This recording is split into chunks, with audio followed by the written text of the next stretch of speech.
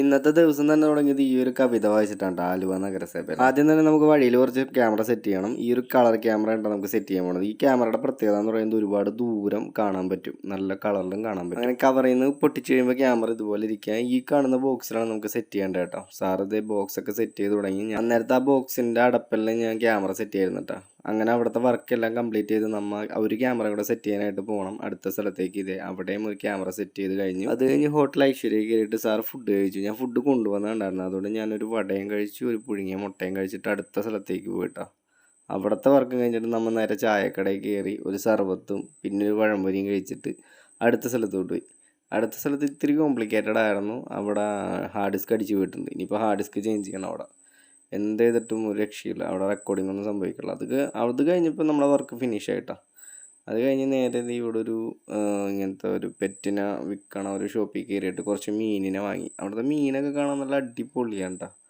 ഈ എന്താ പറയുക, അത്യാവശ്യം ഒരു കോഴിമുട്ടയുടെ വലിപ്പമായി ഈ കാണുന്ന ഗോൾഡ് ഫിഷൊക്കെ.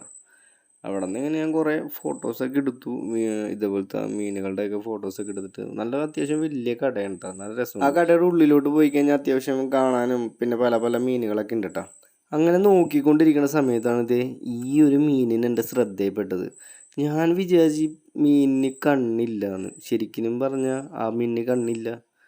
ആ മീൻ ശരിക്കും ഒരു വികലാംഗനാണോ എന്ന് വരെ ഞാൻ തെറ്റിദ്ധരിച്ചു പോയി. എനിക്കൊന്നും മനസ്സിലാവുണ്ടായിരുന്നില്ല. ഞാൻ വിചാരിച്ചു മനുഷ്യന്മാരിലാണല്ലോ ഈ കണ്ണില്ലാണ്ടും കയ്യില്ലാണ്ടൊക്കെ ജനിച്ച് കണ്ടേക്കണത്. മീനിൽ അങ്ങനെ ഉണ്ടാവുമെന്ന് ഞാൻ വിചാരിച്ചില്ല. പിന്നെ മനസ്സിലായി ആ മീനിന് ഒരു വശത്ത് കണ്ണുണ്ട്, മറ്റേ വശത്ത് കണ്ണില്ലെന്ന്.